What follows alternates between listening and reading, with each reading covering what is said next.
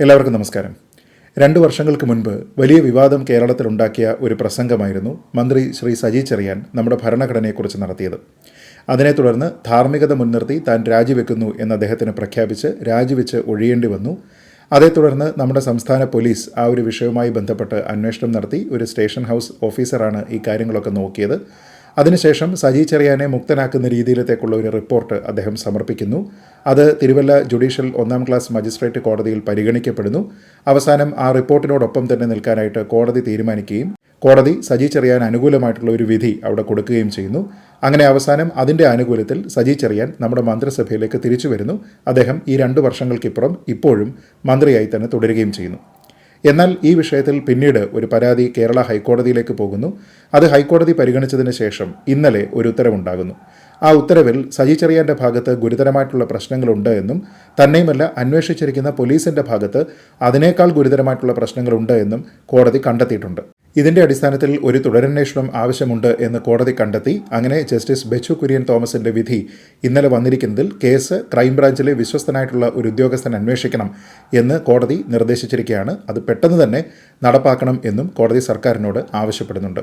ഈ ഒരു ഘട്ടത്തിൽ കോടതി ഈ വിധിയിൽ പറഞ്ഞിരിക്കുന്ന കാര്യങ്ങൾ എത്രത്തോളം പ്രസക്തമാണ്, അത് സജി ചെറിയാന് എത്രത്തോളം ഗുരുതരമായിട്ട് അദ്ദേഹത്തിൻ്റെ രാഷ്ട്രീയ ഭാവിയെ ബാധിക്കും, ഒപ്പം അദ്ദേഹം മന്ത്രിസ്ഥാനത്ത് തുടരാൻ യോഗ്യനാണോ അല്ലയോ എന്നീ കാര്യങ്ങളാണ് ഈ വീഡിയോയിൽ പരിശോധിക്കുന്നത്.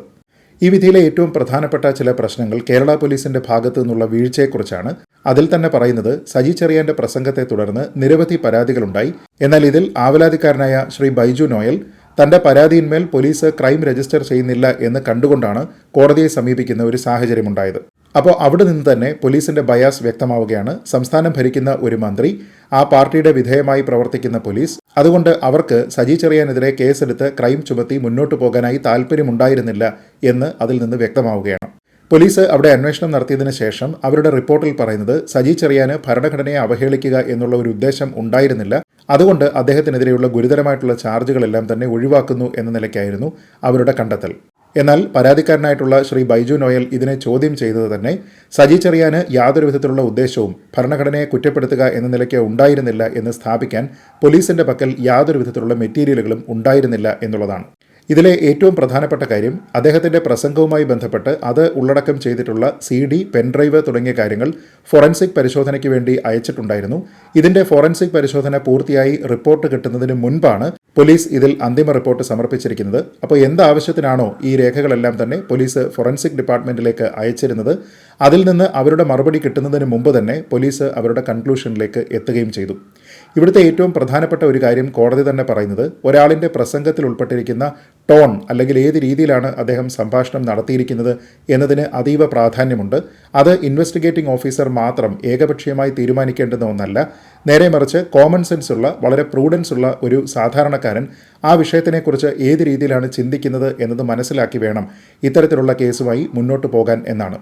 ഇവിടെ പോലീസിന്റെ ഭാഗത്തു നിന്നുള്ള ഗുരുതരമായിട്ടുള്ള 2 പ്രശ്നങ്ങളാണ് കോടതി കണ്ടെത്തുന്നത്. അതിലൊന്ന് സജി ചെറിയാന്റെ പ്രസംഗത്തിലുള്ള വളരെ ഗുരുതരമായിട്ടുള്ള ഒരു പരാമർശത്തെ വളരെ ലാഘവത്തോടുകൂടി പോലീസ് സമീപിച്ചു എന്നുള്ളതാണ്. ഇതിൽ കോടതി തന്നെ ആ ഭാഗം പറയുന്നുണ്ട്. അതായത് നമ്മുടെ ഭരണഘടന ഇവിടെ വലിയൊരു വിഭാഗം ആൾക്കാരെ കൊള്ളയടിക്കുന്നതിന് വേണ്ടി തയ്യാറാക്കി വെച്ചിരിക്കുകയാണ് എന്നാണ് സജി ചെറിയാൻ പ്രഖ്യാപിച്ചത്. ഇത് പൂർണ്ണമായും ഭരണഘടനയോടുള്ള അവഹേളനമാണ് എന്നും ആ കാര്യത്തിൽ 2 അഭിപ്രായങ്ങൾ ഉണ്ടാകേണ്ടുന്ന കാര്യമില്ല എന്നും അത് നിയമം അനുശാസിക്കുന്ന തരത്തിൽ ഭരണഘടനയോടുള്ള വിമർശനമോ ഭരണഘടനയിൽ എന്തെങ്കിലും ഭേദഗതി വരുത്തണം എന്ന ആവശ്യത്തെ മുൻനിർത്തിയിട്ടുള്ള ഒരു പ്രസംഗമോ ആയിരുന്നില്ല എന്നാണ് കോടതി കണ്ടെത്തുന്നത്. അതുകൊണ്ട് തന്നെ കോടതിക്ക് ഈ വിഷയത്തിൽ സജി ചെറിയാൻ ഭരണഘടനയെ അവഹേളിച്ചിരിക്കുകയാണ് എന്ന കാര്യത്തിൽ യാതൊരു വിധത്തിലുള്ള തർക്കവുമില്ല. ഇനിയുള്ളത് ഭരണഘടനയിലെ അടിസ്ഥാന ശിലകളായ ജനാധിപത്യം, മതേതരത്വം എന്നീ കാര്യങ്ങളോടൊപ്പം തന്നെ കുന്തം, കൊടച്ചക്രം എന്നീ വാക്കുകൾ കൂടി ചേർത്ത് വെച്ചിട്ടാണ് സജി ചെറിയാൻ സംസാരിച്ചത്. ഇതിൽ കുന്തം, കൊടച്ചക്രം എന്നിങ്ങനെയുള്ള പരാമർശങ്ങൾ നല്ല അർത്ഥത്തിലോ വളരെ പോസിറ്റീവായിട്ടോ അല്ല ഉപയോഗിക്കുന്നത് എന്നതിനെപ്പറ്റി കോടതി പറയുന്നുണ്ട്. ഒപ്പം അത് ഏത് കോണ്ടെക്സ്റ്റിലാണ് ഉപയോഗിച്ചിരിക്കുന്നത് എന്നതിനെക്കുറിച്ച് ഓരോരുത്തരുടെയും പെർസ്പെക്റ്റീവുകളിൽ വ്യത്യാസമുണ്ടാകാനുള്ള സാധ്യതയുണ്ട് എന്നും കോടതി പറയുന്നുണ്ട്. ഈ കാര്യത്തിൽ എന്നാൽ അന്തിമ തീരുമാനം ഇൻവെസ്റ്റിഗേറ്റിംഗ് ഓഫീസറുടേത് മാത്രമാകാൻ പാടില്ല എന്നും അവിടെയാണ് ഒരു സാധാരണക്കാരൻ, കോമൺ സെൻസ് ഉള്ള, പ്രൂഡൻസ് ഉള്ള ഒരു സാധാരണക്കാരൻ ഏത് നിലയ്ക്കാണ് ചിന്തിക്കുന്നത് ആ നിലയ്ക്ക് ചിന്തിച്ച് അദ്ദേഹത്തിൻ്റെ പ്രസ്താവന അവഹേളനമുള്ളതായിരുന്നോ അല്ലയോ എന്ന് കണ്ടെത്തണം എന്നുമാണ് കോടതി പറയുന്നത്. അതുകൊണ്ട് തന്നെ ഈ വിഷയത്തിൽ പോലീസിന്റെ അന്വേഷണം ശരിയായ ദിശയിലായിരുന്നില്ല എന്നും Thiruvalla first class judicial magistrate കോടതിക്ക് തെറ്റുപറ്റി എന്നുമാണ് ഹൈക്കോടതി നിരീക്ഷിച്ചിരിക്കുന്നത്. ഈ കാര്യത്തിൽ തിരുവല്ല ഫസ്റ്റ് ക്ലാസ് മജിസ്ട്രേറ്റ് കോടതിയുടെ ഭാഗത്തു നിന്നുണ്ടായ ഏറ്റവും പ്രധാനപ്പെട്ട പിഴവ് ഈ രേഖകളെല്ലാം തന്നെ ഫോറൻസിക് പരിശോധനയ്ക്ക് അയച്ചിരിക്കുകയാണ് എന്നതിനെപ്പറ്റി അറിയാമായിരുന്നു. എന്നാൽ ആ ഫോറൻസിക് പരിശോധനാ ഫലം അവിടെ എത്തിയിട്ടുണ്ടായിരുന്നില്ല. അതുകൊണ്ട് തന്നെ ഏത് നിലയ്ക്കാണ് ഇൻവെസ്റ്റിഗേറ്റിംഗ് ഓഫീസറുടെ തീരുമാനത്തിനോടൊപ്പം നിൽക്കാനായി Thiruvalla judicial first class magistrate കോടതിക്ക് സാധിക്കുക എന്നതിനെക്കുറിച്ച് മനസ്സിലാക്കാനായിട്ടും സാധ്യമല്ല. അപ്പോൾ ഈ കേസിന്റെ തുടക്കം മുതൽ തന്നെ സജി ചെറിയാനെ സഹായിക്കുന്ന രീതിയിലത്തേക്കുള്ള ഒരു പെരുമാറ്റം കേരള പോലീസിന്റെ ഭാഗത്തു നിന്ന് ഉണ്ടായി എന്നതുകൊണ്ട് തന്നെ പോലീസ് വളരെ ധൃതി പിടിച്ചിട്ടും കൃത്യമായ രീതിയിൽ കാര്യങ്ങളെ മനസ്സിലാക്കാതെയുമാണ് ഈ കേസിൽ ഒരു ഫൈനൽ റിപ്പോർട്ടിലേക്ക് കടന്നിരിക്കുന്നത് എന്നാണ് ഹൈക്കോടതി നിരീക്ഷിച്ചിരിക്കുന്നത്. അതുകൊണ്ട് തന്നെ ഇത് ക്രൈംബ്രാഞ്ചിലെ ഒരു വിശ്വസ്തനായിട്ടുള്ള ഉദ്യോഗസ്ഥൻ അന്വേഷിക്കണം എന്ന് പറയുന്നുണ്ട്. എന്നുവെച്ചാൽ ഇതുവരെ നടന്ന അന്വേഷണത്തിൽ യാതൊരു വിധത്തിലുള്ള തൃപ്തിയും കോടതിക്കുണ്ടായിരുന്നില്ല. ഒപ്പം സജി ചെറിയാനെ സംബന്ധിച്ചിടത്തോളം ഇത് കൂടുതൽ കുടുക്ക് അദ്ദേഹത്തിന് ഉണ്ടാക്കിയിരിക്കുകയുമാണ്. മുൻപ് ധാർമ്മികത മുൻനിർത്തിയാണ് സജി ചെറിയാൻ രാജിവെച്ചത് എങ്കിൽ ഇപ്പോൾ അതിനേക്കാൾ കൂടുതൽ ഗുരുതരമായിട്ടുള്ള ഒരു സാഹചര്യത്തിനെയാണ് അദ്ദേഹം നേരിടുന്നത്. കാരണം ഇത്തവണ അദ്ദേഹത്തിനെതിരെ ഒബ്സർവേഷൻസ് എല്ലാം നടത്തിയിരിക്കുന്നതും ഒരു വിധി പ്രസ്താവം നടത്തിയിരിക്കുന്നതും തുടരന്വേഷണമാവാം എന്ന് പറഞ്ഞിരിക്കുന്നതും കേരള ഹൈക്കോടതിയാണ്. കേരള ഹൈക്കോടതി തന്നെ അദ്ദേഹത്തിൻ്റെ ചില പ്രസ്താവനകൾ മാന്യമായ വിമർശനമായിരുന്നില്ല എന്നും അത് ഭരണഘടനയോടുള്ള അവഹേളനമായിരുന്നു എന്ന കാര്യത്തിലും മറ്റൊരു അന്വേഷണ റിപ്പോർട്ടും കൂടാതെ തന്നെ സമർത്ഥിക്കുന്നുമുണ്ട്. ആ ഒരു സാഹചര്യത്തിൽ ഇങ്ങനെ ഗുരുതരമായിട്ടുള്ള പ്രസ്താവനകൾ നടത്തിയിരിക്കുന്ന, എന്നാൽ അതേ ഭരണഘടനയിൽ തന്നെ തൊട്ട് സത്യപ്രതിജ്ഞ നടത്തിയിരിക്കുന്ന, അതിനോട് നിർവ്യാജമായിട്ടുള്ള കൂറും വിശ്വസ്തതയും പുലർത്തും എന്ന് പറഞ്ഞിരിക്കുന്ന ശ്രീ സജി ചെറിയാന് ഇനി യാതൊരു വിധത്തിലുള്ള രാഷ്ട്രീയ ധാർമ്മികതയുടെയും പേരിൽ മന്ത്രിയായി തുടരാനായി സാധ്യമല്ല. അതുകൊണ്ട് മുൻപുണ്ടായിരുന്ന ധാർമ്മികതയുടെ സ്കെയിൽ ഇപ്പോൾ ശ്രീ സജി ചെറിയാന് നഷ്ടപ്പെട്ടോ എന്നുള്ള ഒരു ചോദ്യം ഇനി ബാക്കിയാണ്. എന്നാൽ ഈ കോടതി മാത്രമല്ലല്ലോ ഉള്ളത്, ഇതിനു മുകളിലും മറ്റ് നിയമ സംവിധാനങ്ങളുണ്ടല്ലോ എന്നൊക്കെ LDFന് വേണമെങ്കിൽ പറയാം. പക്ഷേ നിയമ സംവിധാനത്തിനോട് ബഹുമാനമുണ്ടെങ്കിൽ ഈ സമയത്ത് തന്നെ, പ്രത്യേകിച്ച് മുൻപ് ഇതേ വിഷയത്തിൽ ധാർമ്മികത മുൻനിർത്തി രാജിവെച്ചിരുന്ന ശ്രീ സജി ചെറിയാൻ ഇപ്പോൾ തന്നെ രണ്ടാമതൊന്നും ആലോചിക്കാതെ രാജിവെക്കുകയാണ് വേണ്ടത്. അങ്ങനെയെങ്കിൽ മാത്രമേ അദ്ദേഹത്തിന് ഈ ഭരണഘടനയോട് കൂറും വിശ്വസ്തയും അല്പമെങ്കിലും ബാക്കിയുണ്ട് എന്ന് പൊതുസമൂഹത്തിന് ധരിക്കാൻ പോലുമുള്ള ഇട നൽകുകയുള്ളൂ. എന്തായാലും ഇവിടെ പ്രഹരം കിട്ടിയിരിക്കുന്നത് രണ്ടു പേർക്കാണ്. ഒന്ന്, ശ്രീ സജി ചെറിയാന് തൻ്റെ പ്രസംഗത്തിലൂടെ. രണ്ട്, ഈ കേസ് വളരെ മോശമായി അന്വേഷിച്ച് ആധികാരികമായിട്ടുള്ള രേഖകളുടെ അടിസ്ഥാനത്തിൽ പോലും അന്തിമ റിപ്പോർട്ടിലേക്ക് കടക്കാതിരുന്ന പോലീസിന്.